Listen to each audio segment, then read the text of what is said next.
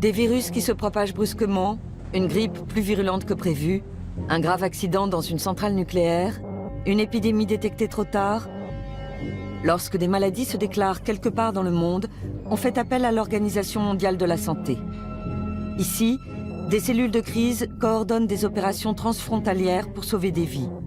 Ici, on fixe les normes des systèmes de santé. Ces succès sont incontestés. L'OMS a lancé des programmes de vaccination qui ont sauvé des millions de personnes. Elle a su éradiquer la variole et diminuer la consommation de tabac. Mais elle fait aussi l'objet de critiques.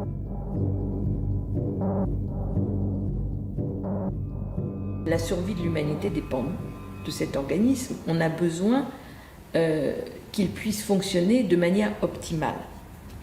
Or, ce n'est pas tout à fait le cas. D'abord parce qu'il n'y a pas forcément les moyens qu'il faut, l'argent qu'il faut.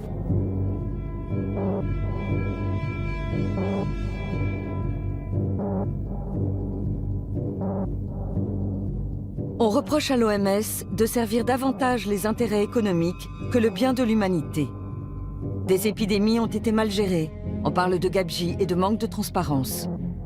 L'organisation dépendrait trop de donateurs privés.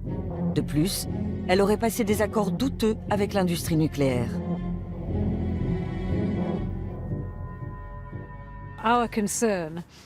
L'OMS, qui est l'autorité internationale en matière de santé, devrait être totalement indépendante de la filière nucléaire. Or, ce n'est pas le cas. L'OMS est sous-financée depuis des décennies. Mais le problème majeur, c'est qu'une grande partie des fonds dont elle dispose lui viennent d'une seule personne, Bill Gates. Si vous demandiez aux gens dans la rue, seriez-vous d'accord pour que l'OMS soit financée par une compagnie aérienne, un fabricant de nourriture industrielle ou toute autre entreprise de ce genre? Vous sentiriez-vous réellement en confiance? Ils seraient sans doute horrifiés. C'est pourtant bien ce qui se passe en ce moment. Les industriels influencent-ils les décisions de l'OMS? Un exemple récent, le glyphosate. Cet herbicide est utilisé dans le monde entier, en Europe et surtout ici, en Amérique du Sud.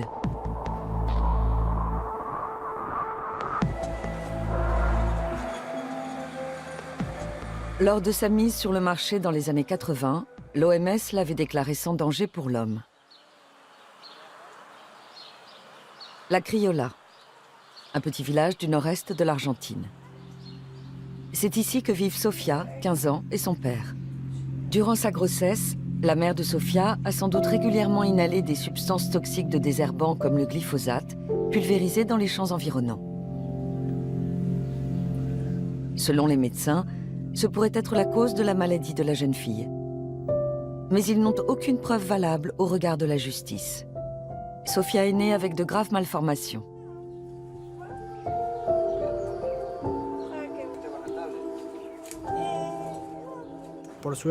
Heureusement, elle n'a encore jamais eu de problème avec le système de drainage qu'on lui a installé pour respirer. Mais on sait qu'il peut se défaire ou se boucher à tout moment. Elle n'arrive pas à coordonner ses mains et donc elle sait à peine écrire. À 15 ans, elle commence tout juste à y arriver. Pour tout ce qui concerne la motricité, elle est très limitée. Il lui faut de l'aide pour tout. Sofia vit seule avec son père. Sa mère les a quittés. Pour José, l'Organisation mondiale de la santé fait preuve d'une grande négligence en ne mettant pas la population en garde contre l'usage de pesticides tels que le glyphosate. Je n'ai pas très confiance dans les grands organismes comme l'OMS. Je sais que derrière, il y a des intérêts économiques. Je ne me fie pas à ce que dit l'Organisation mondiale de la santé. Pour moi, ce n'est pas une garantie.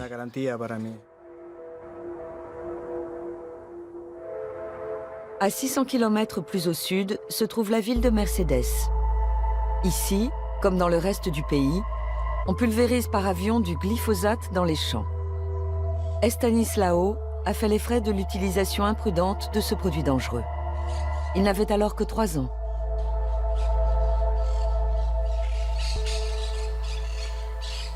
Je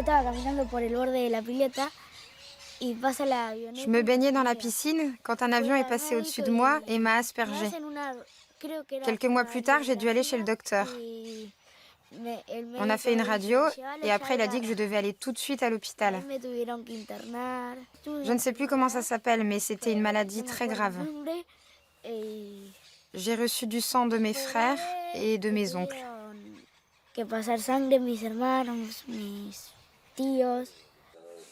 Estanislao a failli mourir d'une leucémie.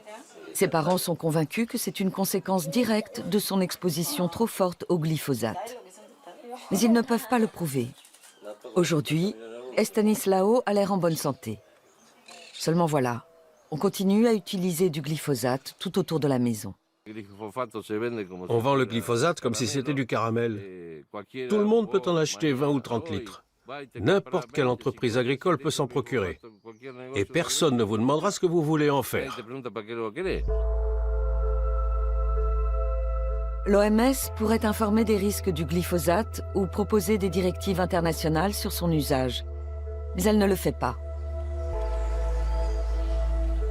Resistencia, une ville du nord-est de l'Argentine. C'est ici que le biochimiste Horacio Lucero mène des recherches sur le sujet. Il a été l'un des premiers à démontrer le lien entre les mystérieuses maladies et l'herbicide.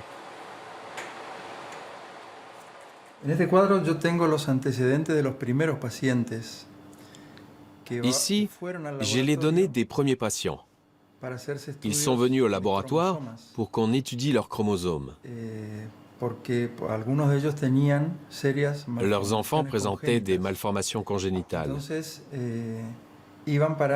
Alors ils voulaient savoir si elles étaient dues à des anomalies chromosomiques. À l'époque, j'ai constaté que ces patients étaient souvent exposés à des pesticides, et dans bien des cas, de manière directe, puisqu'ils travaillaient tous dans les champs.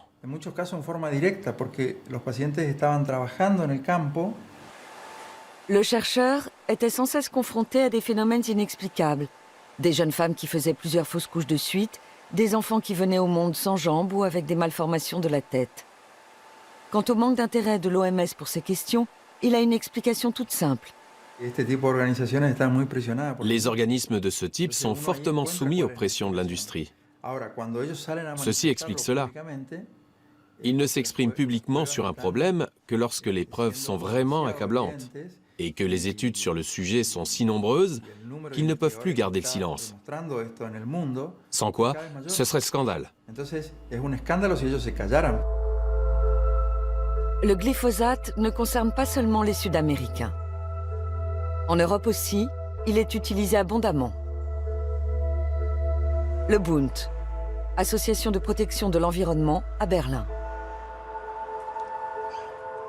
Heike Moldenhauer, directrice du service de génie génétique, travaille sur le glyphosate depuis les années 90. Pour elle, il est clair que les décisions de l'OMS sont influencées par les lobbyistes. On a eu un très bon exemple de l'influence des industriels sur l'OMS en 1994, soit 2 ans avant la mise sur le marché de soja génétiquement modifié et tolérant au glyphosate.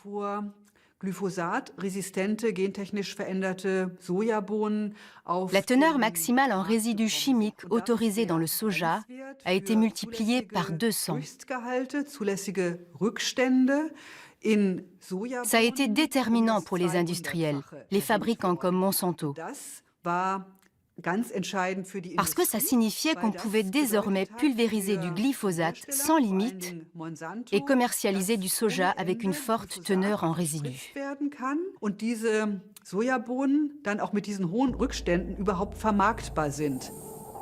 Si la teneur maximale autorisée en résidus n'avait pas été relevée, Monsanto aurait eu du mal à vendre ses produits et perdu beaucoup d'argent. Le groupe ne réagit pas aux critiques dont il est la cible. Officiellement, il n'a versé que de modestes contributions à l'OMS dans les années 90. À l'époque, les activités des lobbies qui représentaient ses intérêts ont éveillé les soupçons. Ils ont versé 90 000 $ de dons, ont eu directement accès à l'OMS grâce à leur accréditation et ont demandé un statut officiel. Mais il est impossible de prouver leur influence.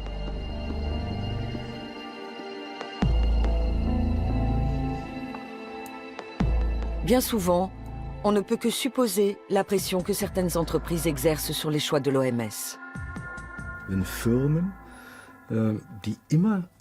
Quand des entreprises, dont l'objectif est évidemment de réaliser des profits, de vendre des marchandises, pèsent sur les décisions de l'OMS, ça crée une porte d'entrée. Et là, il faut tirer la sonnette d'alarme. Mais cette influence peut aussi s'exercer indirectement, par le biais des gouvernements qui défendent les intérêts de sociétés domiciliées sur leur territoire. En septembre 2016, il apparaît clairement que les responsables politiques font pression sur l'OMS et ses commissions pour soutenir leurs économies nationales.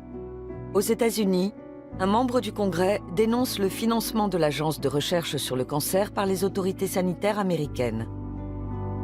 Malgré les controverses, les démentis et les incohérences, l'Agence pour le cancer reçoit une aide substantielle provenant de l'argent des contribuables. Pourquoi cette critique? Parce qu'un an plus tôt, l'Agence pour le cancer de l'OMS a classé le glyphosate comme potentiellement cancérigène. L'Organisation mondiale pour la santé est basée en Suisse, à Genève. Elle compte 194 États membres et plus de 7000 collaborateurs dans le monde.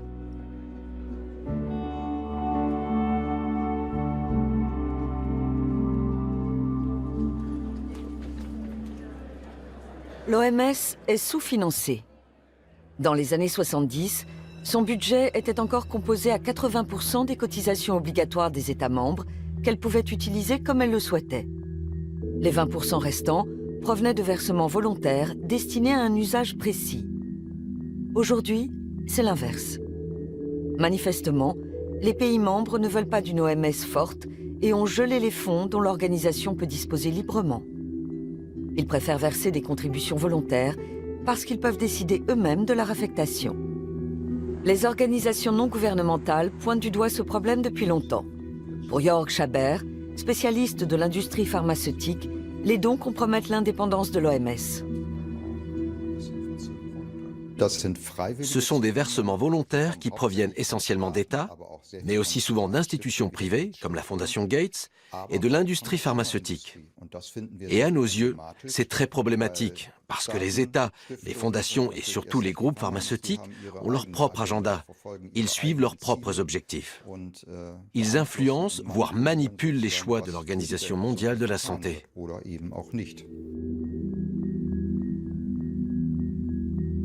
Exemple, la grippe porcine H1N1.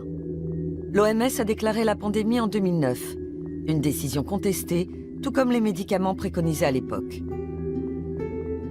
Thomas Gebauer, expert en santé publique, estime qu'il est urgent de réformer l'OMS. Pour lui, la gestion du virus H1N1 montre que les décisions prises à Genève doivent être plus transparentes. En coulisses, comme on a pu le prouver par la suite, certaines personnes ont pesé sur cette décision, fait entendre leur voix, et c'étaient des salariés d'entreprises privées. On peut donc légitimement se demander si des groupes d'intérêt ne sont pas intervenus.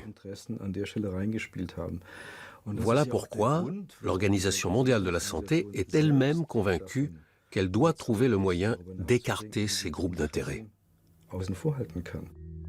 Selon l'OMS, une campagne d'information indépendante a été mise en place après la grippe H1N1. L'organisation n'a peut-être pas communiqué de manière optimale, mais elle n'a pas commis d'erreur sur le fond. Et depuis, elle tâche bel et bien d'être plus transparente. Malgré tout, pour de nombreux observateurs, ce n'est pas suffisant. Durant l'épidémie de grippe H1N1, les laboratoires pharmaceutiques ont gagné des milliards d'euros. Et ils en profitent encore aujourd'hui. L'oseltamivir, connu sous la marque Tamiflu, est l'un des médicaments qui ont été recommandés à l'époque. Il figure toujours sur la liste des médicaments essentiels de l'OMS. Le fabricant Roche affirme, données à l'appui, que s'il est pris à temps, le Tamiflu est un remède efficace pour le traitement et la prévention de la grippe. Pourtant, beaucoup d'experts le jugent sans effet.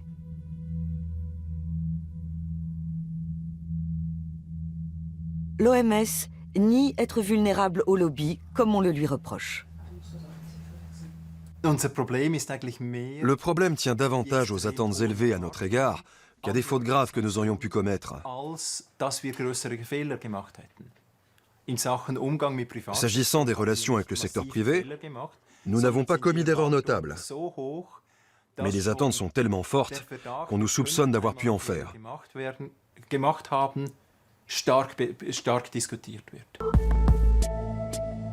En matière de glyphosate, les attentes vis-à-vis de l'OMS n'ont rien d'excessif. Beaucoup demandent juste un positionnement clair. Comme Corinne Lepage, ancienne ministre de l'Environnement. Elle se bat depuis des années contre l'utilisation du glyphosate, souvent vendu sous la marque Roundup. En France, le Roundup est le premier polluant de nos rivières. Il se retrouve en quantité importante dans les poissons et même dans le corps des gens, puisque vous avez vu qu'il y a une analyse qui a été faite des députés européens qui ont du glyphosate dans leur corps à je ne sais combien de fois la dose maximale autorisée pour l'eau potable. 48 députés européens se sont soumis à un test d'urine. Chez certains, la concentration en glyphosate était 25 à 35 fois supérieure au seuil toléré dans l'eau potable.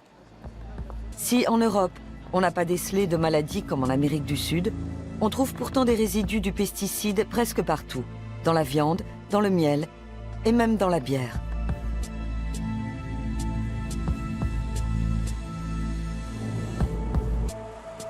Berlin, siège du BfR, l'Institut fédéral allemand d'évaluation des risques.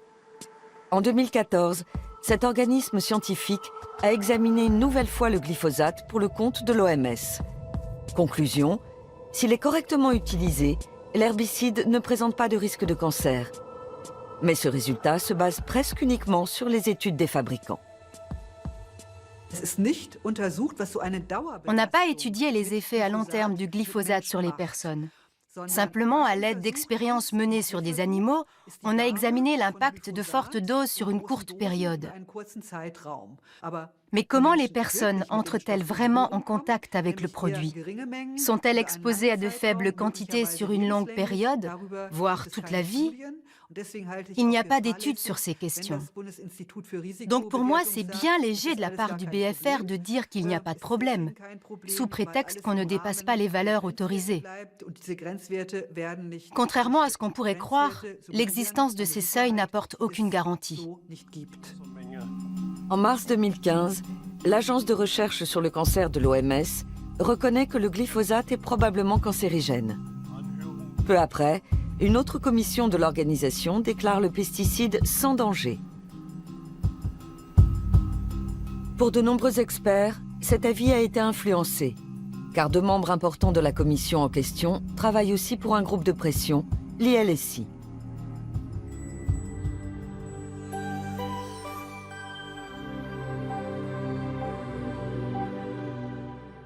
Quelques jours après la publication de l'avis, le journal anglais The Guardian révèle que l'ILSI a reçu plus d'1 million de dollars de Monsanto et d'un lobby. L'OMS dément avoir subi des pressions. On ne souhaite pas nous en dire plus sur le glyphosate. D'une manière générale, on ne pense pas que le secteur privé impose trop fortement ses intérêts.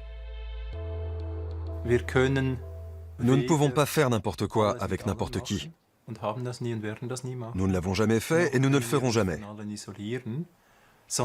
Mais nous ne pouvons pas non plus nous isoler totalement. Il faut rester pragmatique et trouver le moyen de bien nous protéger tout en étant efficace. Malheureusement, il arrive souvent que certains acteurs cherchent à nous pousser vers un extrême ou un autre. Mais même si l'OMS parvient à se protéger de l'influence des donateurs, le problème du sous-financement subsiste. La crise d'Ebola a montré quelles pouvaient en être les conséquences. En 2014, un virus mortel se propage en Afrique de l'Ouest. Les gens meurent en masse de graves hémorragies internes, de fièvre et de déshydratation.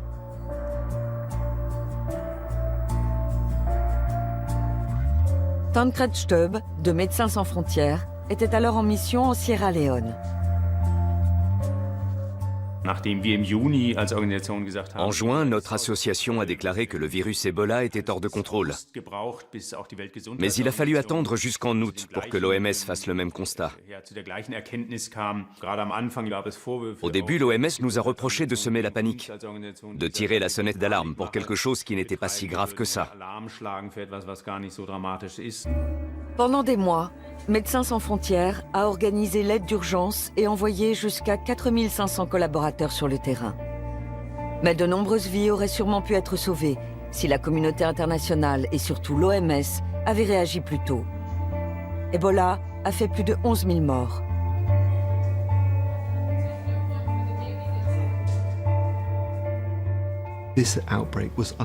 Cette flambée ne sera probablement pas une épidémie majeure. C'est bien ce que nous avons dit et nous nous sommes trompés. Le plus important maintenant est de voir où et pourquoi et de prendre les mesures nécessaires pour corriger les failles. Mais je voudrais ajouter une chose. À l'OMS, nous avons analysé ce qui s'était passé avec Ebola et nous avons reconnu avoir fait des erreurs. L'essentiel dans l'élaboration d'un nouveau plan d'urgence, c'est que nous ayons appris de ces erreurs et que nous sachions ce que nous pouvons améliorer. Beaucoup d'associations humanitaires critiquent le mauvais fonctionnement des structures de l'OMS. Pendant longtemps, les représentants nationaux de l'organisation en Afrique ont minimisé la crise, par crainte de mettre en péril l'économie de la région. Par ailleurs, le budget du service en charge d'Ebola a été réduit de moitié avant le début de l'épidémie. La grande leçon que tout le monde a tirée d'Ebola, c'est que l'OMS doit pouvoir intervenir plus rapidement. C'est un point central dans la mise en place du nouveau plan d'urgence. Nous devons être beaucoup plus réactifs et opérationnels. Ce qui est différent des tâches habituelles que l'OMS accomplit en général de manière irréprochable, à savoir l'élaboration de normes et de réglementations. Seulement voilà, tout cela a un prix. Depuis des années, la directrice générale Margaret Chan réclame une réforme et une hausse des contributions fixes des États membres. Après la catastrophe d'Ebola, le budget du service de crise a été augmenté. Mais cela soulage à peine les tensions financières. L'attitude de l'industrie pharmaceutique pose également problème.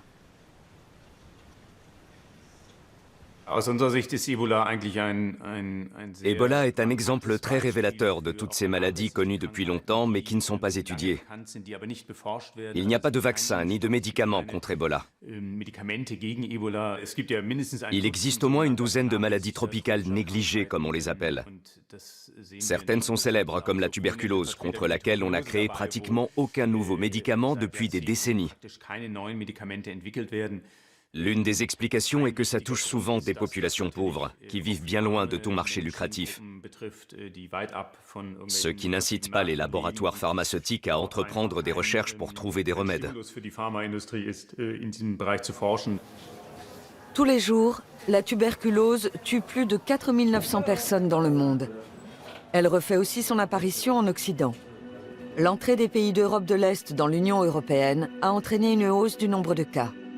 De plus, certains réfugiés sont porteurs de la maladie.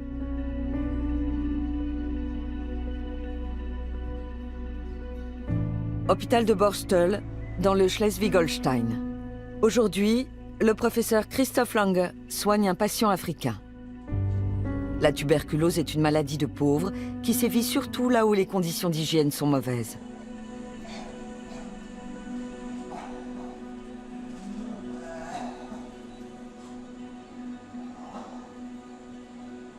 Tant que la prévention en matière de santé ne sera pas améliorée dans les pays d'origine, il sera difficile de vaincre la maladie.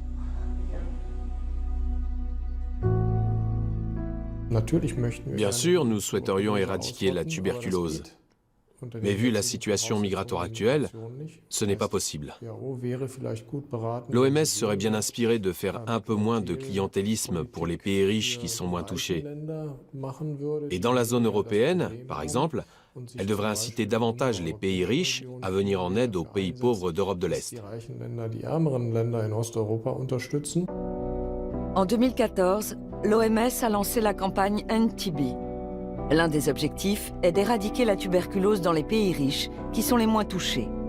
Selon certains experts, comme Christophe Lange, c'est une mauvaise idée. L'organisation devrait plutôt se concentrer sur les pays pauvres, où le problème est autrement plus grave. On ne nous accorde une interview que par Skype. Mario Raviglione, directeur du département Halte à la tuberculose, ne comprend pas cette critique.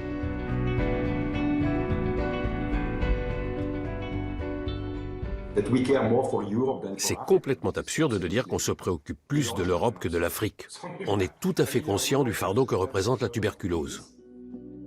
Depuis que la tuberculose a ressurgi en Europe, de nouveaux médicaments ont vu le jour, la bédaquiline et le délamanide, un marché important pour l'industrie pharmaceutique. L'OMS les a très vite inscrits sur la liste des médicaments essentiels. Ils ne peuvent toutefois être pris que sous surveillance médicale. Jörg Schaber trouve cette décision précipitée.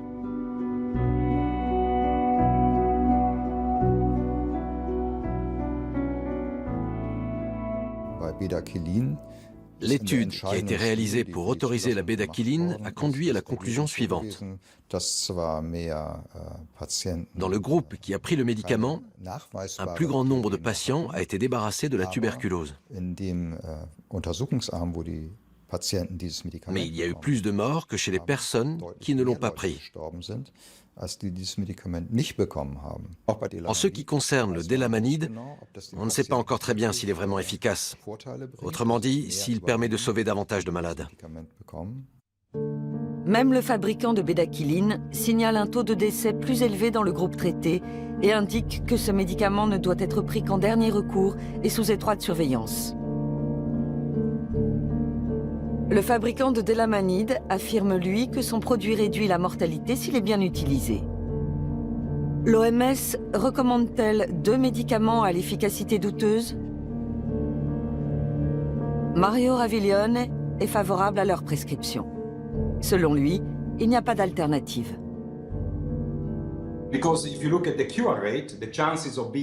Après 6 mois de traitement, les chances de guérison sont nettement plus élevées. Je n'ai pas les chiffres sous la main, mais c'est de l'ordre de 20%. Vu l'urgence sanitaire liée à la tuberculose multirésistante, il nous a paru important d'introduire ces nouveaux médicaments, sous certaines conditions.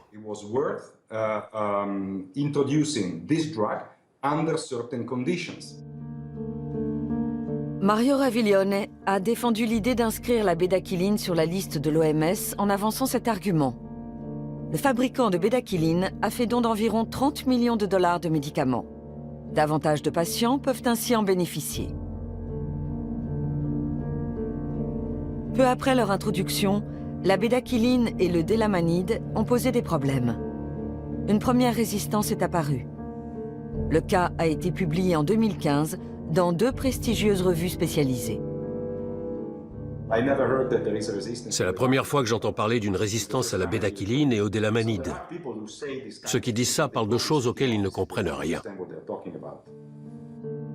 Peu après l'interview, un revirement surprenant se produit. Nous envoyons les articles à Mario Raviglione, qui nous répond « Il n'y a aucune raison de mettre en doute les résultats des laboratoires allemands et suisses cités dans les 2 articles. »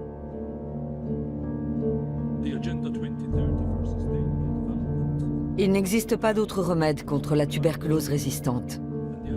Mais est-il possible de prendre une décision autonome quand un groupe pharmaceutique donne pour 30 millions de dollars de médicaments et qu'ensuite, la fondation de ce même groupe fait des dons en nature d'une valeur de 10 millions de dollars? Tant que l'OMS dépendra des donations, des contributions volontaires d'entreprises privées, et en particulier de groupes pharmaceutiques, il lui sera difficile de prendre des positions claires et d'agir fermement. Or, c'est absolument indispensable, parce que de nombreuses maladies dans le monde peuvent être évitées. Il serait donc primordial qu'elle soit une structure indépendante. L'université Queen Mary de Londres. C'est dans ces lieux que David McCoy effectue des recherches. En tant que médecin, il a notamment travaillé 15 ans en Afrique du Sud et est considéré comme un expert du système de santé publique. Ces dernières années, nous avons vu que l'OMS était de moins en moins contrôlée par l'Assemblée mondiale de la santé et les gouvernements qui en sont pourtant responsables. Et de plus en plus asservie à une poignée de donateurs privés, dont la Fondation Gates. Depuis l'an 2000, Bill Gates et sa femme œuvrent au sein de l'une des plus grandes institutions privées pour le bien commun. La Bill and Melinda Gates Foundation, qui a versé plus de 2 milliards de dollars à l'OMS depuis la fin des années 90. La fondation s'engage dans le monde entier pour le traitement et l'éradication de maladies. Elle investit dans des soins médicaux et lutte contre la malnutrition des enfants. L'une de ses priorités est d'éliminer la polio en fournissant vaccins et médicaments au plus grand nombre de personnes possible.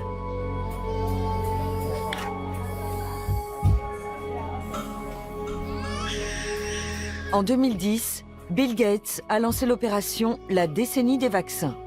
L'OMS a suivi. Un an plus tard, l'homme d'affaires annonçait fièrement devant l'Assemblée mondiale de la santé que l'objectif était atteint. La vidéo circule toujours sur Internet.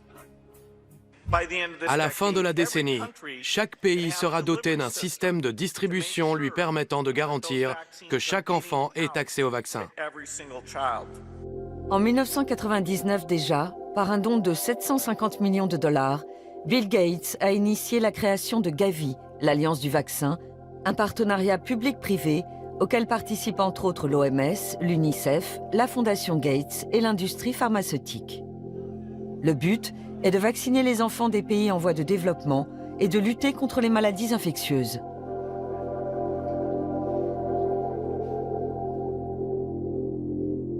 Après les États-Unis, la Fondation Gates et la Grande-Bretagne, Gavi est au 4e rang parmi les donateurs de l'OMS. La Fondation Gates a versé 4 milliards de dollars à l'Alliance et par là même à l'OMS. 2 patrons de grands groupes pharmaceutiques siègent au conseil d'administration de Gavi.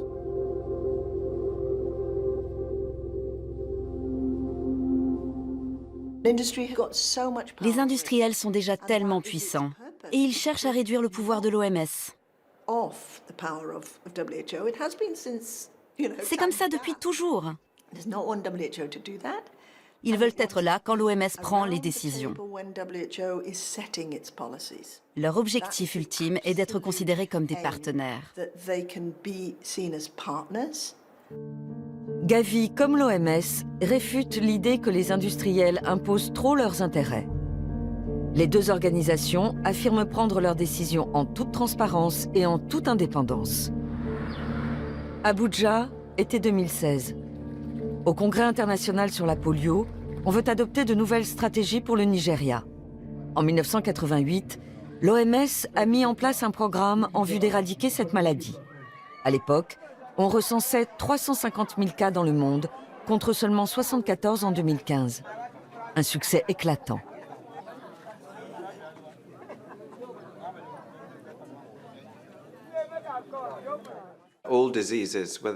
Toutes les maladies, qu'il s'agisse du paludisme, de la polio, de la rougeole ou du sida, appellent une solution médicale, une approche technique ou technologique pour les combattre ou prévenir leur apparition.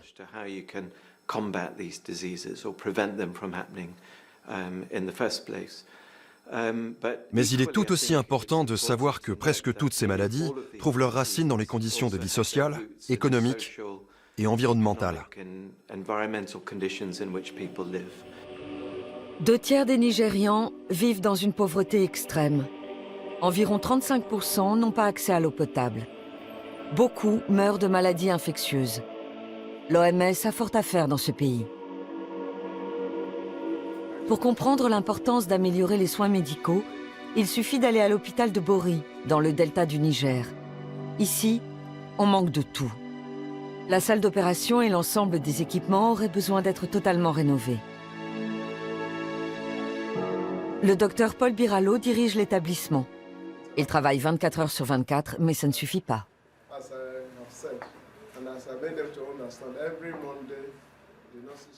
We have a lot of things Nous enregistrons beaucoup de décès. C'est directement lié à la pauvreté et à la dévastation de l'environnement. Nous sommes confrontés à des maladies de peau et à des troubles gastro-intestinaux qui se manifestent sous toutes les formes. Et puis, il y a le problème de la malnutrition. La plupart des enfants meurent de faim parce que leurs parents sont dans la misère. Au centre de soins de l'OMS de la capitale Abuja, on vaccine des enfants tous les jours. L'organisation s'est engagée à poursuivre plusieurs objectifs à long terme. Mais pour le moment, elle consacre plus d'argent aux campagnes d'éradication de la polio qu'à la construction d'infrastructures médicales. Il faut dire que la Fondation Gates affecte plus de la moitié de ses fonds à la lutte contre la polio, ce qui se répercute sur les priorités de l'OMS. Le programme de lutte contre la polio a effectivement pour but d'éradiquer le virus. Il ne vise pas à construire un système de santé. En même temps, je dirais que le personnel contribue largement aux objectifs d'immunisation et de santé publique. Mais la priorité n'est pas de créer des infrastructures sanitaires, c'est vrai. L'accent étant mis sur les campagnes de vaccination, il reste moins de moyens pour d'autres actions. Avec une eau propre et une alimentation suffisante, on pourrait pourtant sauver plus de vies sur le long terme. Les Gates se veulent ouverts et larges d'esprit. Mais ils sont fermés aux critiques des journalistes. Pendant des mois, nous essayons d'obtenir une interview. Après de nombreuses demandes, leurs collaborateurs nous proposent un échange par Skype. Ils savent qu'on leur reproche de trop se concentrer sur les campagnes de vaccination.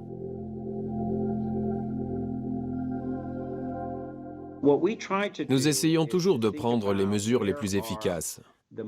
Et je pense que sur ce point, les campagnes de vaccination sont imbattables. En général, on vaccine un enfant plusieurs fois, après quoi, dans la plupart des cas, il est protégé toute la vie. Les vaccins sont très bon marché par rapport aux coûts qu'occasionne une maladie. En termes de rentabilité, ils sont tout simplement irremplaçables. Bien sûr, il reste encore beaucoup de chantiers. Et même si nous sommes une grande fondation, nous ne pouvons pas tout faire. Nous investissons dans de nombreux domaines, en particulier dans la santé, mais aussi dans le développement agricole, la microfinance, l'approvisionnement en eau et l'hygiène. Mais ces mesures ne semblent pas porter leurs fruits. Chaque jour dans le monde, plus de 2000 enfants meurent de diarrhée, bien souvent dû à un manque d'hygiène. Selon les détracteurs, on se focalise trop sur quelques maladies contre lesquelles il existe des médicaments ou des vaccins.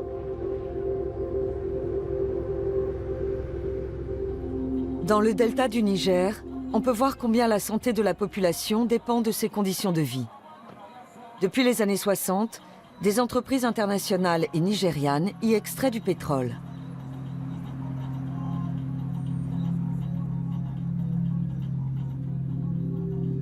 Brûler des rejets de gaz inexploitables a des conséquences dramatiques.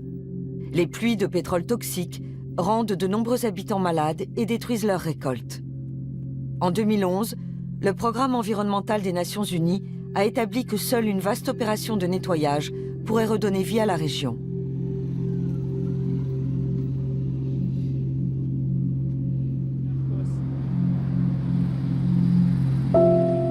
Le village de Kana, à l'embouchure du Niger.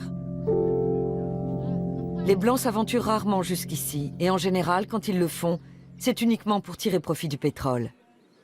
Chaque visite suscite malgré tout l'espoir que les choses vont enfin bouger.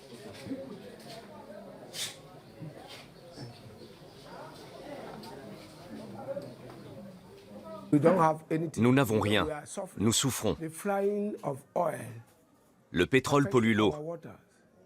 Et quand on la boit, on tombe malade. Ici, beaucoup de gens ont des problèmes de santé. J'en ai enterré plus d'un. À Kana, personne n'a jamais entendu parler de l'Organisation mondiale de la santé, ni de la Fondation Gates. Pendant longtemps, les habitants du delta du Niger ont vécu de la pêche et de l'agriculture. L'extraction de pétrole a détruit leurs moyens de subsistance. Alors aujourd'hui, presque tous les villageois se mettent en marche pour nous montrer la pollution de la région.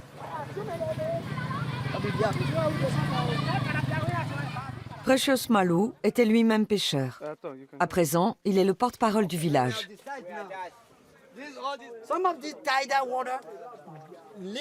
Ce cours d'eau est relié à nos sources d'eau potable. Il pollue notre eau.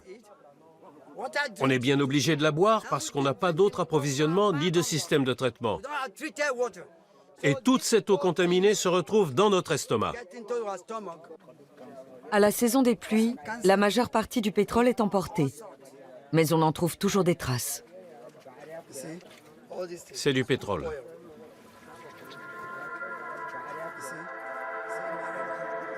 Rui Miguel Vaz est le représentant du Nigeria à l'OMS.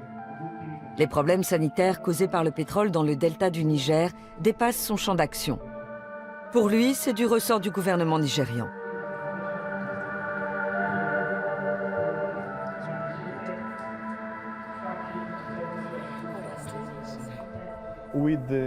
Avec les moyens dont nous disposons, nous ne pouvons pas tout faire. Nous devons fixer les priorités. Notre mission principale était de faire reculer la polio dans ce pays. Le grand souci de nombreux habitants du delta est de ne pas mourir de faim. Or, le poisson et les crustacés périssent à cause du pétrole. Certains pipelines fuient et contaminent la région. Selon les compagnies pétrolières, la pollution est surtout due au vol et au sabotage. Elles promettent néanmoins de réparer les dégâts ou prétendent l'avoir déjà fait. Amnesty International et la population locale démentent. On ne sait pas ce qu'on va devenir. Pour ceux d'entre nous qui sont encore en vie, qu'est-ce qui va se passer? On s'en remet à la grâce de Dieu et aux bienfaiteurs qui entendront peut-être notre histoire.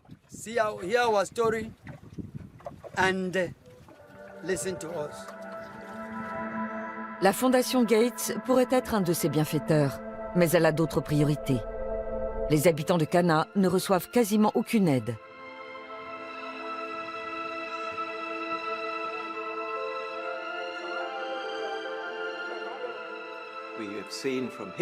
L'histoire nous a montré que la santé publique s'était améliorée avant tout grâce au progrès social, au renforcement de la démocratie et de l'équité économique.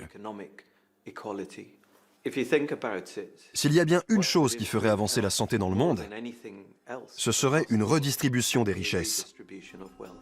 Ce n'est visiblement pas la préoccupation de la Bill and Melinda Gates Foundation. Au contraire, elle gagne de l'argent avec des entreprises qui sont soupçonnées de détériorer les conditions de vie de nombreuses personnes.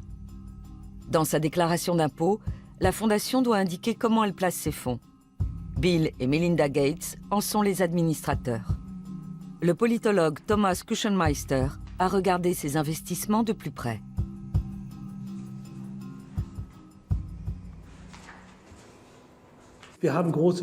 On trouve de grands groupes qui génèrent des émissions de CO2, de gros producteurs de pétrole, comme BP ou Shell. Toutes ces entreprises font l'objet de critiques à différents niveaux. Shell est l'une des entreprises accusées d'avoir détruit le delta du Niger. Après un accord extrajudiciaire, le groupe a versé 70 millions d'euros de dommages et intérêts. Il a déjà perdu un procès et s'est pourvu en appel. À présent, on renégocie. Si la Fondation Gates se fixait des directives durables, elle n'investirait pas dans ce type d'entreprise. Mais apparemment, elle ne s'intéresse qu'au profit, et pas à l'environnement, ni aux hommes.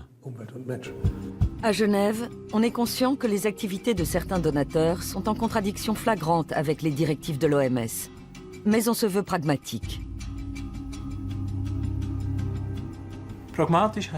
Pragmatique signifie que nous traitons avec une multitude d'acteurs, mais pas avec tous. En l'occurrence, pas avec l'industrie du tabac ou de l'armement. Nous n'acceptons pas non plus d'argent de l'industrie de l'alcool. Par un solide travail de recherche et un ensemble de mesures, nous tentons d'empêcher que d'éventuels conflits d'intérêts puissent conduire à une prise d'influence non justifiée. Certes, l'OMS n'accepte pas directement d'argent de l'industrie de l'alcool ou de l'armement, mais elle en reçoit de manière indirecte. La Fondation investit aussi dans l'industrie de l'alcool, par exemple dans les sociétés Anheuser-Busch et Heineken. Et ces placements servent à financer l'OMS, qui reçoit donc de l'argent d'entreprises dont elle déconseille les produits. C'est une contradiction manifeste. Nous avons trouvé toute une série d'entreprises problématiques dans le portefeuille de la Fondation Gates. Il y a un très grand nombre de fabricants d'armes, pratiquement le who's who de l'industrie mondiale de l'armement. Le Gates Foundation Trust détient des actions chez Airbus. Sur son site web, le constructeur européen fait de la publicité pour des avions de chasse. Il est impliqué dans la fabrication d'armes atomiques par le biais d'une filiale. La Fondation a aussi investi dans Boeing. Dans des films publicitaires diffusés sur Internet, le groupe américain montre qu'il construit des avions de transport de passagers, mais aussi des jets de combat F-15. Les F-15 de Boeing sont vendus entre autres à l'Arabie Saoudite. Or, l'Arabie Saoudite utilise actuellement ces appareils dans le conflit au Yémen pour larguer des bombes à sous-munitions qui sont interdites par le droit international. Les sommes investies dans les avions de chasse, le pétrole et l'alcool sont minimes par rapport à d'autres placements. Mais pour les opposants comme Thomas Kuchenmeister, ça ne change rien à la contradiction de fond. La Fondation Gates affirme n'investir que dans les entreprises dont les activités ne sont pas egregious, néfastes, comme celles qui opèrent dans le secteur du tabac ou au Soudan. En outre, les investissements seraient totalement indépendants, puisque gérés à part.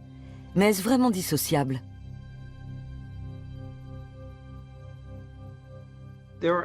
Il existe deux entités distinctes.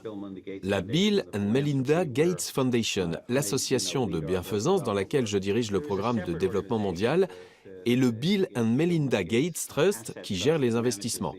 Personnellement, je n'ai pas connaissance des placements effectués par cet organisme et je ne prends pas part à ces décisions.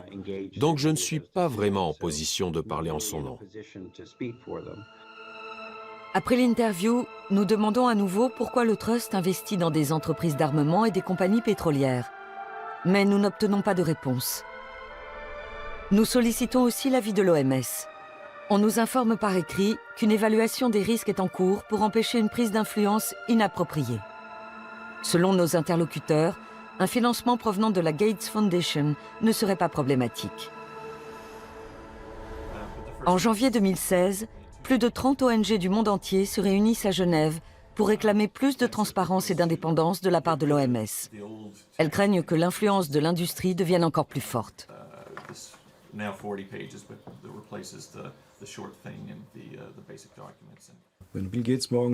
Si demain Bill Gates décidait de soutenir plutôt l'éducation ou la protection de l'environnement, qui sont aussi de bonnes causes, l'OMS s'effondrerait.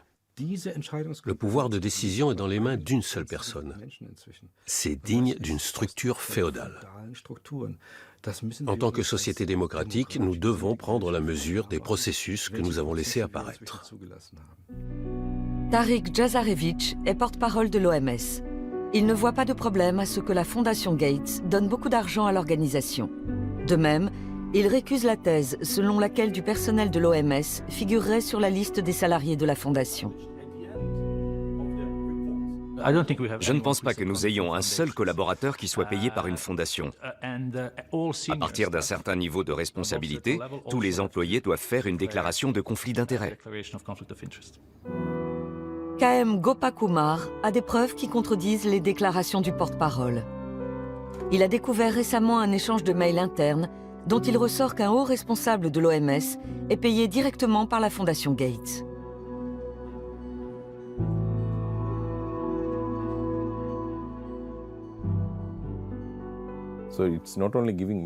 La Fondation ne se contente pas de faire des dons. Elle place également ses hommes. C'est très préoccupant. Ça peut signifier que l'OMS est dirigée par ses donateurs, non seulement parce qu'elle reçoit de l'argent de leur part, mais aussi parce qu'elle engage leurs collaborateurs et les laisse gérer le programme. Une fois encore, nous demandons par écrit à l'OMS quelle est sa position. Le porte-parole relativise ses propos. Durant l'interview, il n'était pas préparé à cette question et de toute façon, des dizaines de collaborateurs sont mis à disposition par les ONG, les institutions universitaires et les fondations.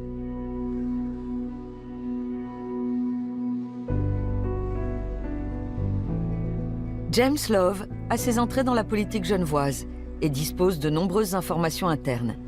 Lui aussi voit d'un œil critique l'évolution de l'OMS.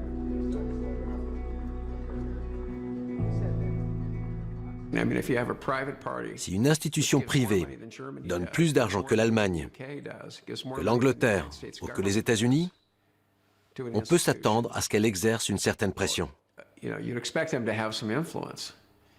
Il serait naïf de croire le contraire. Souvent, les gens ne voient pas ce que ça implique, ni quels sont les objectifs de la Fondation Gates. Il faut bien se rendre compte que les collaborateurs de Gates ne viennent pas sans arrière-pensée. Ils ont une idée bien précise de ce qu'ils veulent faire. Chris Elias, le porte-parole de la Fondation Gates que nous avons joint par Skype, ne comprend pas ces critiques. Nous nous considérons comme un partenaire de l'Organisation mondiale de la santé. Nous reconnaissons que l'OMS est régie par ses États membres à l'Assemblée mondiale de la santé. Et nous essayons d'ajuster notre aide au budget qui est voté tous les 2 ans à cette Assemblée. À l'Assemblée générale, l'OMS fixe ses objectifs et ses stratégies. Lors de la dernière session en mai 2016, l'accent a été mis sur la protection contre les conflits d'intérêts et une prise d'influence inappropriée.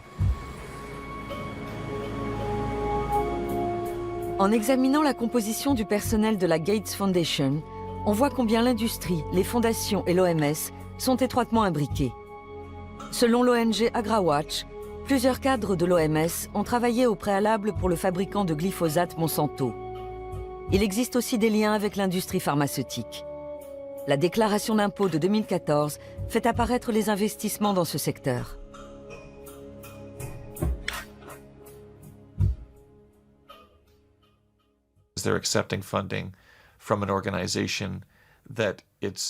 L'OMS accepte de l'argent d'une fondation dont les finances dépendent du succès de l'industrie agroalimentaire et pharmaceutique. Cette fondation a donc un intérêt financier à dissuader l'OMS d'adopter des réglementations qui pourraient nuire à la filière agroalimentaire. Et pour la même raison, elle l'incite à faire la promotion de produits pharmaceutiques.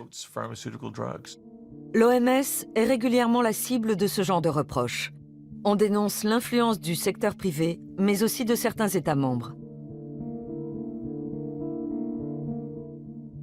Le positionnement de l'OMS sur les munitions à l'uranium et l'énergie atomique en est la parfaite illustration. Les armes à l'uranium appauvri sont composées de déchets de l'industrie nucléaire et utilisées pour détruire des chars, par exemple lors de la guerre en Irak ou dans les Balkans.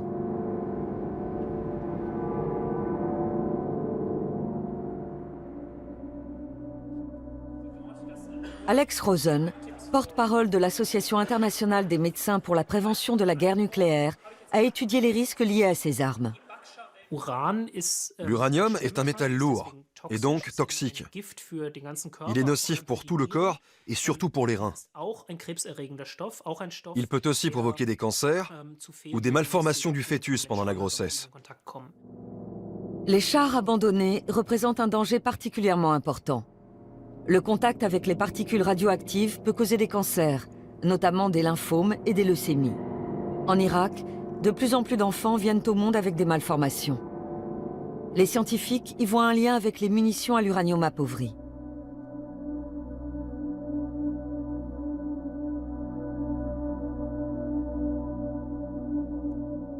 Le Kosovo, au cœur de l'Europe. 17 ans se sont écoulés depuis les guerres de Yougoslavie. Ici, plus de 10 tonnes de munitions à l'uranium appauvri ont été larguées par l'OTAN et cela a longtemps été tenu secret. Peu après le début du conflit, beaucoup de soldats italiens sont tombés malades et sont morts. L'OTAN a alors admis utiliser des munitions à l'uranium, tout en précisant qu'elles étaient sans risque si elles étaient manipulées correctement. L'OMS a elle aussi déclaré la fin de l'alerte. Les personnels en bonne santé peuvent être envoyés dans les zones exposées à l'uranium appauvri sans avoir à craindre de conséquences pour leur santé. L'OMS reconnaît que l'uranium peut être nocif pour la santé, mais n'estime pas que la radioactivité des munitions à l'uranium appauvri soit cancérigène. Elle s'appuie en cela sur les déclarations d'autres organisations des Nations Unies. Pour certains scientifiques, c'est une erreur.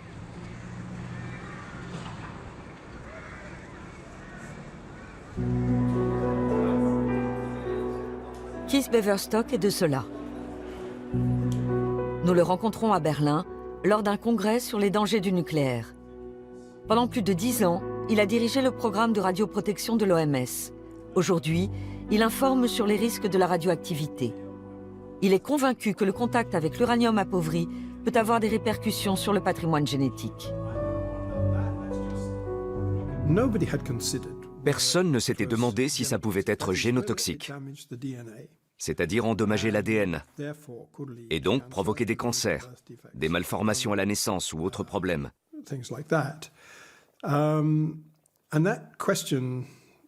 Il fallait absolument tirer cette affaire au clair. Alors j'ai décidé de réaliser une étude avec quelques collègues. L'OMS a refusé de la publier.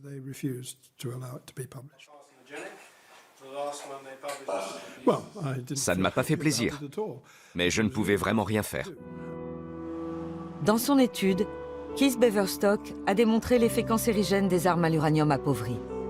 L'OMS ne reconnaît toujours pas les résultats de ses recherches.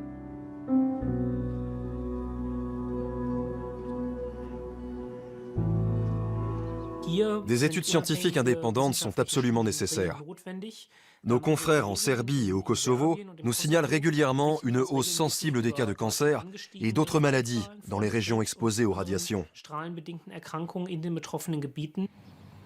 Des soldats français aussi sont tombés malades à leur retour du Kosovo. Comme Ludovic Akariès, mort peu de temps après. Son père, Alain, tente de surmonter son deuil. Mais il revient sans cesse aux nombreux documents qu'il collecte depuis des années sur l'impact des armes à l'uranium appauvri.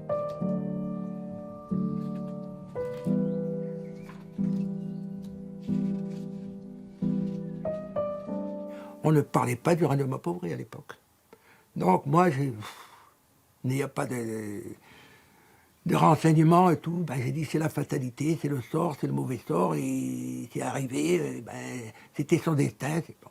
Mais seulement en 99 et en 2000, les télévisions, les journaux parlaient de l'uranium appauvri dans le Golfe. Et ça a cheminé dans ma tête. Et c'est comme ça que petit à petit, j'ai recherché tous les documents qui pouvaient expliquer éventuellement le décès de mon fils. Ludovic a été envoyé dans les Balkans par l'armée française. Son père a découvert que le camion qu'il conduisait avait été utilisé en Irak peu de temps avant. Il pense que là-bas, le véhicule a subi une contamination radioactive qui serait à l'origine de la maladie de son fils. Mais il ne peut pas le prouver. Le ministère de la Défense exclut que Ludovic ait été touché par des radiations. De retour en France, les médecins lui diagnostiquent un cancer. Ils ont provoqué un coma artificiel. Ils l'ont plongé dans le coma pour commencer la chimiothérapie tout de suite. Sinon, il risquait de mourir étouffé. Donc, là, il a été dans le coma 1 mois. Première chimio, etc., tout. Jusqu'à ce que ça aille un peu mieux. Mais il pesait 35 kilos, 35 à 38 kilos, pour 1m70. C'était une vision d'horreur.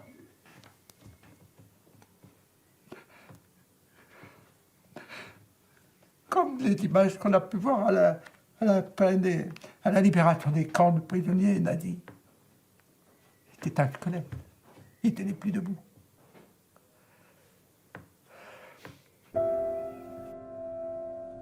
Ludovic meurt à 27 ans. Dans l'armée italienne aussi, de mystérieux décès surviennent. Salvatore Vacca est le premier à succomber d'une leucémie. Valérie Mélis, Fabio Maniscalco et Luca Seppe connaissent le même sort. Le ministère italien de la Défense accordera des dommages et intérêts pour un montant total de 30 millions d'euros. D'après l'ONG Osservatorio Militare, plus de 300 soldats italiens ont été victimes des munitions à l'uranium appauvri.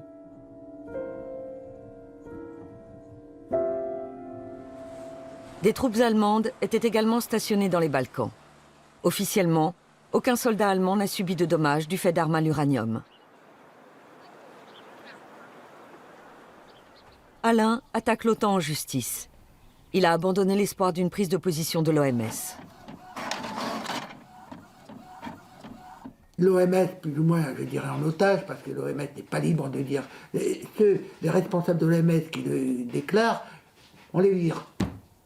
Même à l'OMS, qui est pourtant l'Organisation mondiale de la santé, qui donc est responsable au premier rang, au premier titre de la santé des populations mondiales, n'est pas libre de dire ce qu'elle veut dire, et ce qu'elle pourrait dire et ce qu'elle devrait dire. Lors de l'Assemblée plénière des Nations Unies en 2008, l'OMS a remis en cause l'existence d'un lien entre la mort des soldats et l'utilisation d'armes à l'uranium appauvri. Elle a promis une nouvelle étude qui n'est toujours pas parue à ce jour.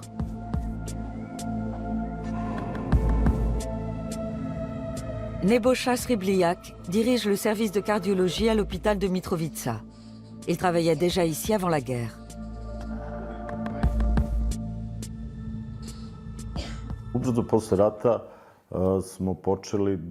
À la fin de la guerre, nous avons constaté une hausse inquiétante du nombre de décès par cancer du poumon. Ce qui était intéressant pour nous sur le plan scientifique, c'est que les patients étaient beaucoup plus jeunes qu'avant la guerre. Jusque-là, les personnes qui déclaraient la maladie étaient en général plus âgées. C'est ce qui nous a incités à entreprendre d'autres recherches. En analysant les résultats, nous avons découvert que la majorité des patients avaient souvent séjourné dans les zones contaminées avant de tomber malades. Le médecin a relevé un doublement du nombre de cancers depuis 1990 dans la région de Mitrovica. Selon d'autres experts, ces études ne sont pas probantes.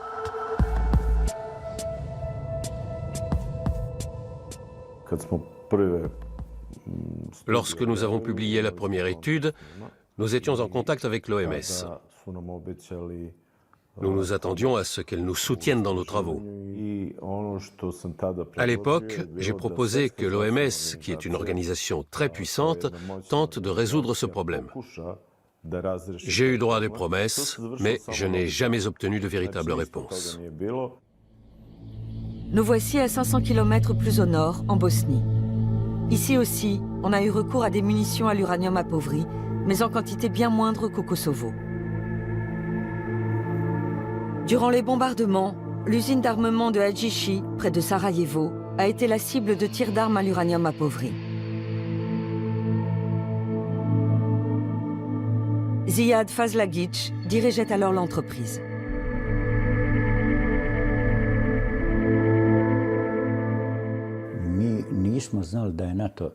Nous ne savions pas que l'OTAN avait utilisé de l'uranium appauvri lors de ses attaques.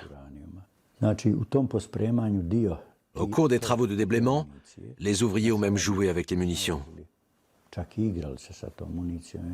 Ça faisait de jolies étincelles quand ils les jetaient.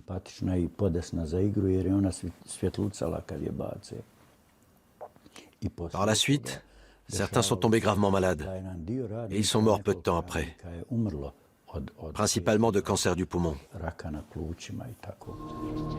Officiellement, le site est considéré comme décontaminé. Mais des témoins rapportent qu'il n'a été nettoyé que superficiellement. Là où l'on a décelé de la radioactivité, on a simplement déversé du béton jusqu'à ce que les radiations ne soient plus détectables. Beaucoup de projectiles sont restés dans le sol. Le vrai problème, à mon avis, c'est l'eau. Est-ce que l'uranium s'est infiltré sous terre et a atteint la nappe phréatique? Est-ce qu'il contamine l'herbe dont se nourrit le bétail? Ici, la peur est permanente. On se demande constamment si on est contaminé. L'impact des munitions à l'uranium enfouies dans le sol fait débat. On se demande entre autres si elles contaminent réellement la chaîne alimentaire. Toutes ces questions pourraient être élucidées, mais cela ne semble pas intéresser la communauté internationale.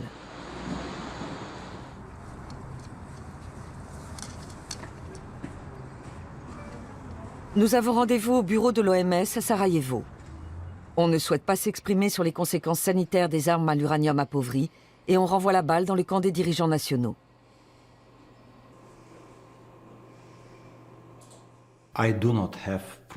Je n'ai pas vraiment d'informations à ce sujet. Je ne peux donc pas vous dire grand-chose, si ce n'est que le gouvernement prend le problème très au sérieux et qu'avec l'aide de la communauté internationale, il met tout en œuvre pour décontaminer la région. Bien sûr, les zones interdites d'accès constituent une menace pour la population et tous les ans, on déplore des victimes. Mais pour ce qui est de l'uranium, là vous m'en demandez trop.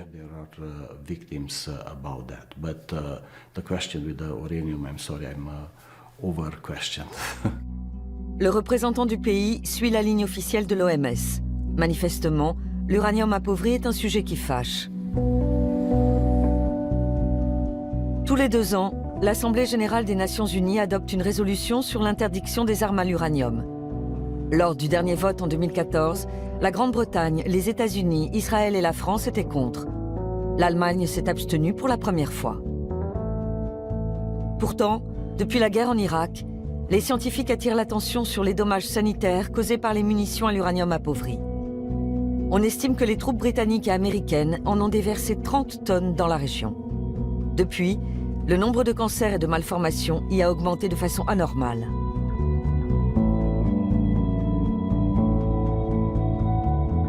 Le gouvernement allemand est très divisé sur la question. Il dit toujours qu'il n'utilise pas de munitions à l'uranium et que donc le problème ne se pose pas. En même temps, il s'en remet à l'OMS, que tout le monde voit comme une organisation indépendante. Et c'est bien ça le problème.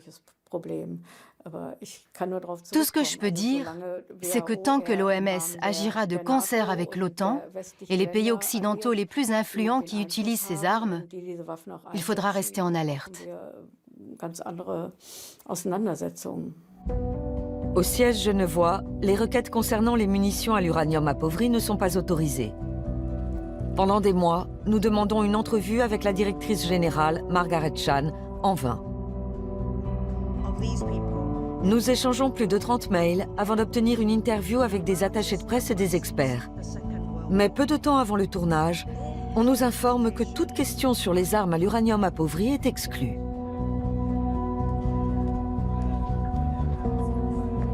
Même quand nous demandons quel est le budget pour l'étude de l'impact sanitaire de la radioactivité, le porte-parole Gregory Hartel ne répond pas.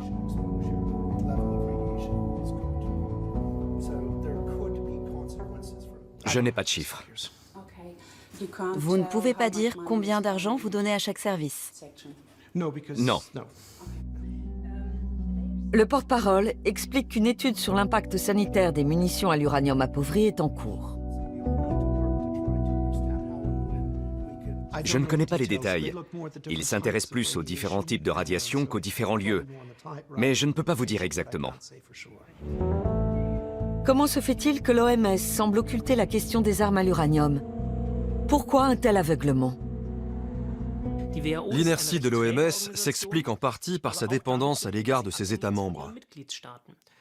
Le jour où une majorité de ces États aura la volonté politique de changer la situation, et je pense notamment aux plus grands donateurs, c'est-à-dire pour la plupart des pays qui produisent eux-mêmes de l'énergie nucléaire, alors les choses commenceront à bouger. La majorité des États membres riches a fait le choix du nucléaire et a donc intérêt à minimiser les effets de la radioactivité. En outre, un accord passé entre l'OMS et l'Agence internationale de l'énergie atomique, l'AIEA, est pointé du doigt.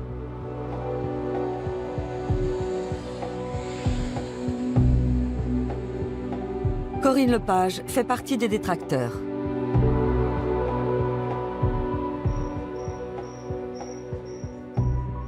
C'est une convention qui interdit à l'Organisation mondiale de la santé de parler ou de s'intéresser aux effets potentiels du nucléaire, qu'il soit civil ou militaire, sans avoir obtenu le feu vert préalable de l'AIEA. C'est extrêmement grave, parce que ça veut dire qu'on subordonne la santé publique, et donc les conséquences sanitaires liées à l'utilisation du nucléaire, à l'intérêt de l'industrie du nucléaire. La convention a été conclue en 1959. Sur cette base, l'AIEA peut demander de garder le secret sur les résultats de recherche qui vont à l'encontre de ses intérêts. Sa mission est de promouvoir l'énergie nucléaire. L'agence est financée par les cotisations des pays membres. Les dons qui lui sont versés librement ne sont pas rendus totalement publics.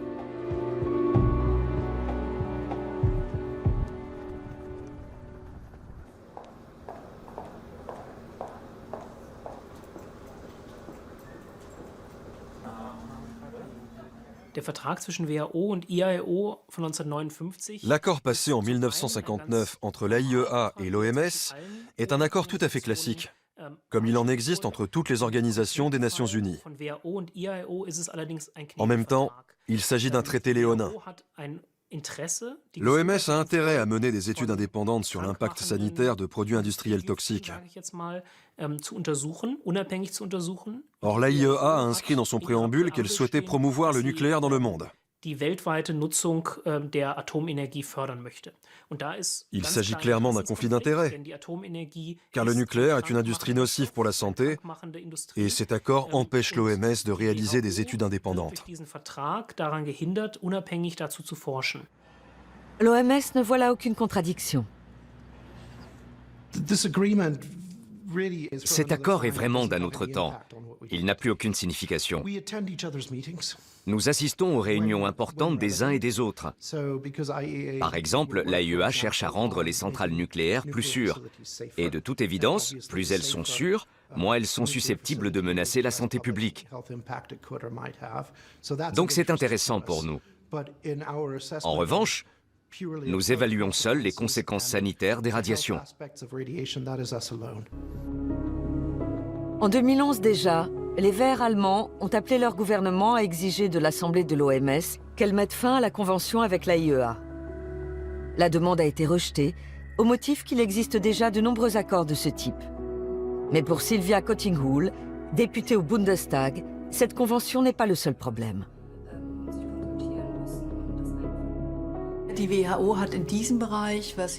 Si l'OMS veut réaliser une étude scientifique sur les dommages liés aux radiations, elle n'a pas suffisamment de moyens pour le faire en toute indépendance. Il y a deux mesures à prendre. 1. Annuler cet accord au niveau international. Et 2. Donner à l'OMS les ressources nécessaires pour qu'elle puisse effectuer son travail. En avril 2016, Sylvia Kottinghull a demandé une nouvelle fois au gouvernement allemand de s'engager pour l'indépendance de l'OMS et a transmis sa requête à la Commission sur l'environnement. Ce sera un succès s'ils acceptent de traiter certains points. En Allemagne, la sortie du nucléaire fait aujourd'hui consensus. Mais au niveau international, Berlin se tient en retrait sur ce sujet. En France, les initiatives pour une sortie du nucléaire n'emportent pas l'adhésion générale. La population soutient la politique énergétique du gouvernement. Il faut comprendre qu'en France, le pouvoir nucléaire est le pouvoir tout court. Et c'est pas demain matin, avec les difficultés que le nucléaire rencontre aujourd'hui, qu'ils vont accepter de mettre sur la table la question de la santé publique.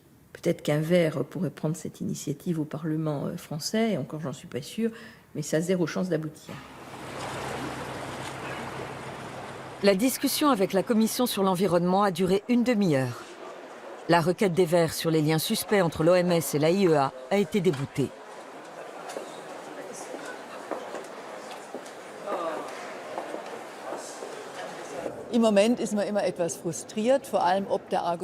Sur le moment, on est toujours un peu frustré. Le ministère de l'Environnement a rejeté notre demande en arguant que l'accord entre l'OMS et l'AIEA était bon et juste. Je me dis que c'est aberrant, mais au fond, ça en vaut la peine. Je repense toujours au dossier sur la sortie du nucléaire. Ça a commencé exactement de la même façon.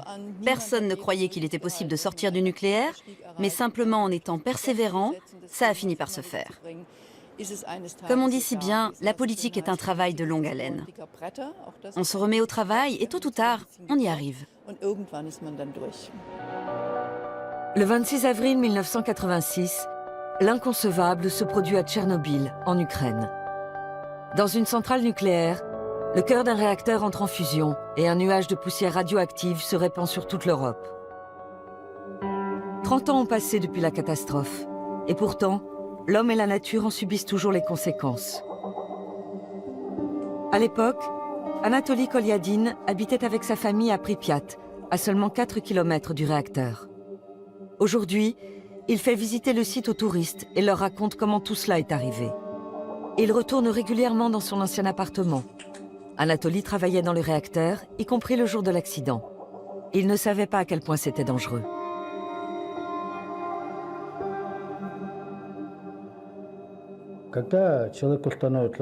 Quand les gens ont commencé à se sentir mal, à avoir des vertiges et des nausées, on a compris qu'ils avaient été exposés à plus de 100 röntgen.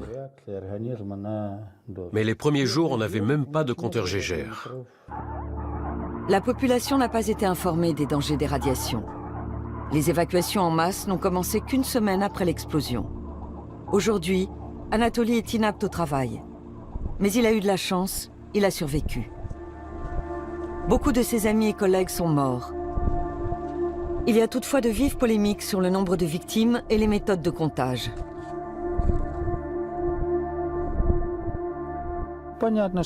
On sait que les gens qui sont morts en avril, en mai, à la clinique numéro 6, là-bas, celle pour les victimes de radiation, ont été comptabilisés.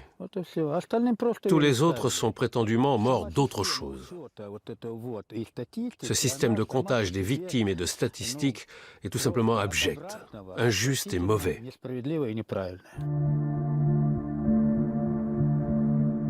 Les affirmations d'Anatoly sont confirmées par de nombreux scientifiques.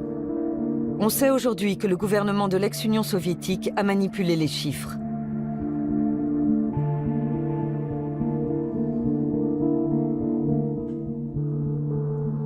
Une école maternelle abandonnée, à quelques kilomètres du réacteur. Ici, l'étendue de la catastrophe est toujours perceptible.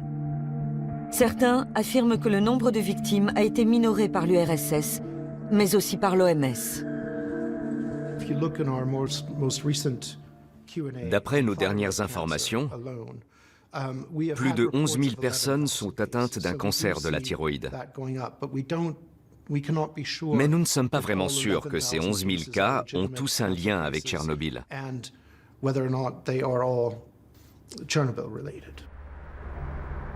De nombreuses études montrent que le bilan est nettement plus lourd. Ainsi, le rapport Torch, commandé par les Verts européens, indique que Tchernobyl a causé jusqu'à 60 000 décès par cancer de plus.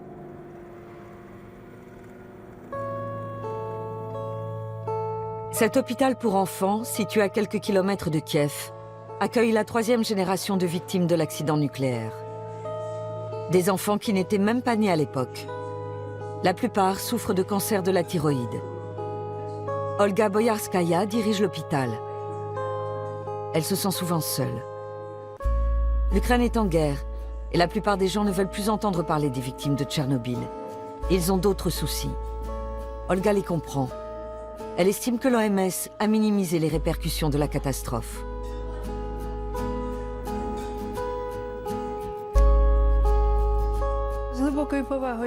J'ai beaucoup de respect pour l'OMS. Mais si les membres de cette organisation venaient passer 5 ans ici, alors la situation changerait. Natalia Borovic veut faire examiner sa fille Alina. Elle-même avait 8 ans lorsque le réacteur a explosé. Elle n'a quitté la région que 5 ans après l'accident. Entre-temps, elle a dû se faire retirer la thyroïde.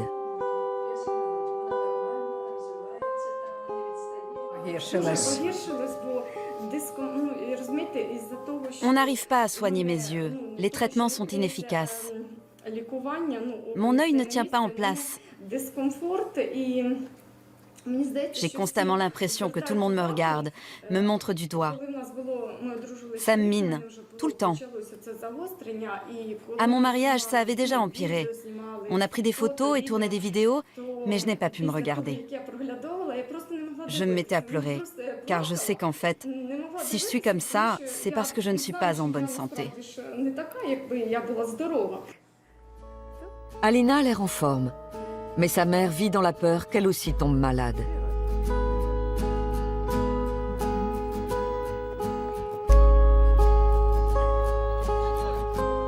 30 ans après le désastre, beaucoup de denrées alimentaires sont toujours irradiées dans les environs de Tchernobyl.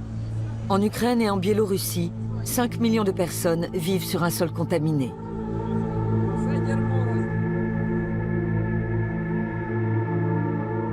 Oleg et Sergueï sont nés à Ivankiv et la forêt les préoccupe. Elle est contaminée et pourtant on continue de la brûler. Les riverains respirent donc de la fumée radioactive. Et avec les cendres, on fertilise les champs, si bien que des particules irradiantes pénètrent dans les légumes. Les gens deviennent imprudents. Si l'OMS les mettait davantage en garde contre les risques qu'ils courent, ils feraient peut-être plus attention. Oleg est convaincu qu'aujourd'hui encore, les habitants sont malades à cause de Tchernobyl, comme sa fille. Ma fille est née à 27 ans. Et en ce moment, elle est à l'hôpital. Elle attend un bébé. Et elle est hospitalisée.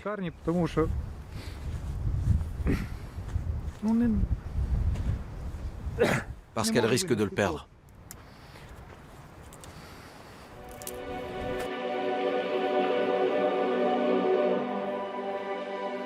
Depuis Tchernobyl, les médecins de la région constatent une augmentation du nombre de bébés morts-nés. Ils pensent que c'est une conséquence des radiations, mais ne peuvent le prouver. Le cimetière d'Ivankiv a été aménagé il y a 30 ans, peu après l'accident du réacteur. Sergueï est physicien, mais aujourd'hui, il tient surtout le rôle de chef de village. Nous connaissons la politique de l'OMS et de l'AIEA. Nous connaissons aussi les dirigeants ukrainiens qui nient l'ampleur des répercussions de Tchernobyl. Venez ici, comptez les tombes de ces 30 dernières années et ramenez le chiffre aux 10 000 habitants. Voilà la réponse scientifique à l'allégation selon laquelle Tchernobyl n'aurait pas d'impact sur la santé humaine. Visiblement, l'OMS ne veut pas éclaircir la situation. Son analyse est difficile à comprendre. Ce qu'il faut bien voir, c'est que l'impact psychologique et social est bien plus important que le nombre de cancers. C'est de loin la conséquence la plus grave de l'accident.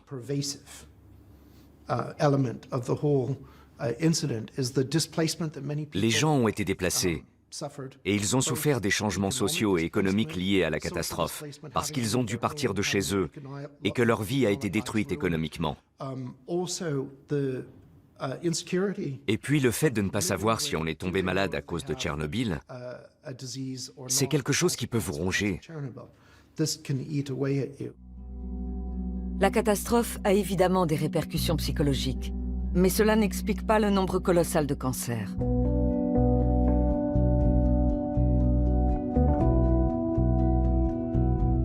Genève. Une fois encore, des membres de l'ONG Independent WHO manifestent devant l'entrée principale de l'OMS. La sociologue Alison Katz a travaillé 18 ans pour l'organisation genevoise.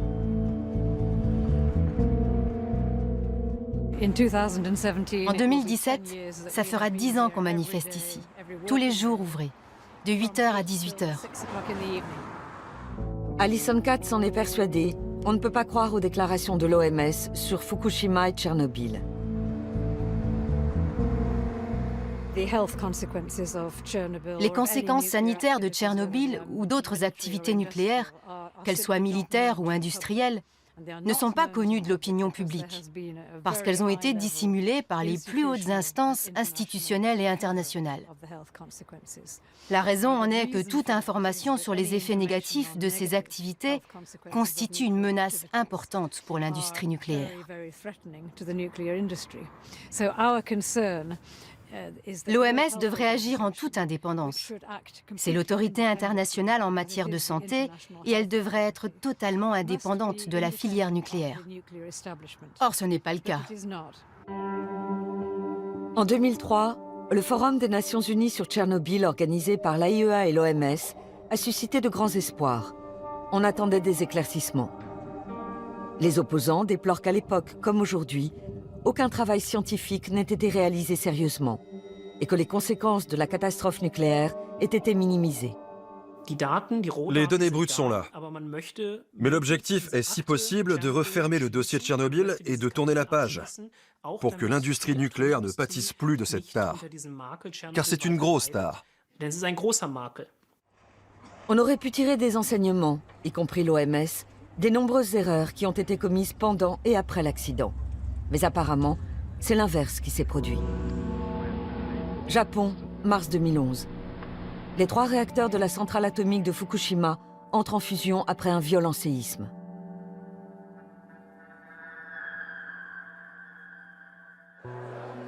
Keith Beverstock se préparait depuis des années à une telle catastrophe. Fort des expériences de Tchernobyl, le scientifique avait prévu des mesures d'urgence et des plans d'évacuation. En vain.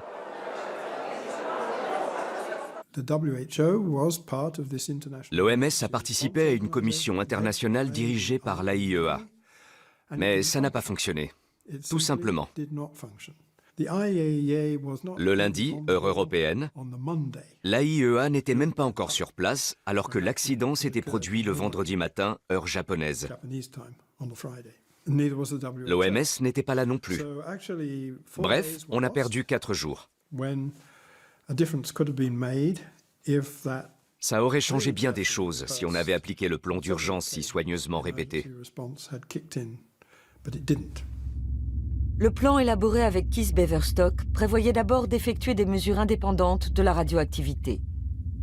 L'AIEA affirme en avoir été empêchée par le gouvernement japonais. Or, ces mesures auraient permis de bien évaluer les risques pour la population et l'ampleur de la catastrophe.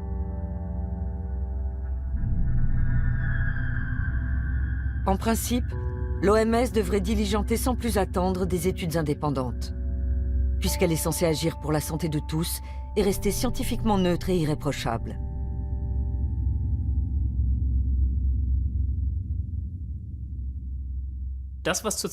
Actuellement, au Japon, on laisse à l'industrie nucléaire le soin d'examiner les conséquences de la catastrophe de Fukushima. C'est un peu comme si on demandait à Philip Morris d'étudier les effets du tabac sur la santé. Il n'est pas possible qu'on s'en remette à l'expertise du lobby nucléaire pour déterminer l'impact sanitaire d'un accident comme celui qui s'est produit au Japon ou en ex-Union soviétique. Non seulement l'OMS s'appuie sur les informations fournies par l'AIEA, mais de nombreux membres du personnel font partie des 2 organismes. Ainsi, l'Association internationale des médecins pour la prévention de la guerre nucléaire a découvert que 7 salariés de l'AIEA avaient contribué au rapport de l'OMS sur Fukushima. Lequel conclut, en dehors des zones les plus touchées, on ne prévoit pas de hausse du taux de cancer, juste une légère augmentation des maladies thyroïdiennes. Selon des experts indépendants, ce rapport édulcore la réalité.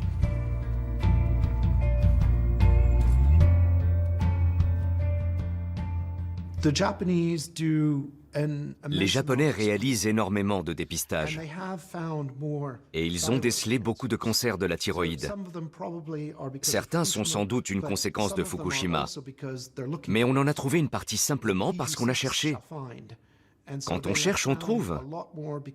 Donc si on a décelé bien plus de cancers, c'est parce que même les personnes qui ne sont pas touchées et qui ne vivent pas dans la zone à risque de Fukushima sont dépistées. Tout le monde est dépisté. On trouve comme ça beaucoup de kystes ou de tumeurs bénignes qu'on n'aurait pas trouvées autrement. Bref, c'est une très bonne chose pour la population qu'on procède à ces dépistages. Les dépistages jouent bel et bien un rôle. Mais pour les experts, ça n'explique pas la forte hausse du nombre de maladies. Fukushima montre que face à un accident nucléaire, l'OMS n'agit pas de manière autonome. En cas de nouvelle catastrophe, elle sera sans doute encore tributaire du gouvernement concerné et de l'AIEA.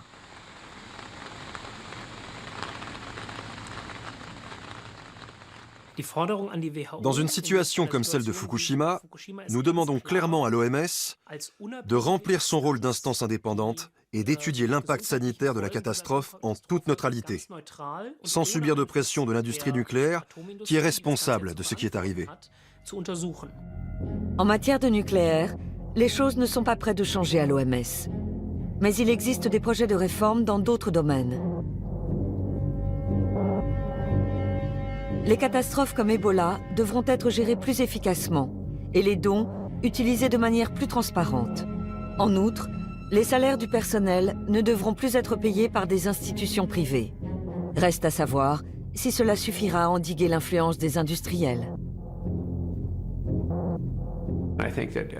L'OMS pourrait plafonner le montant des contributions qu'elle reçoit de chacun de ses donateurs, pour éviter qu'un seul d'entre eux ait trop d'influence.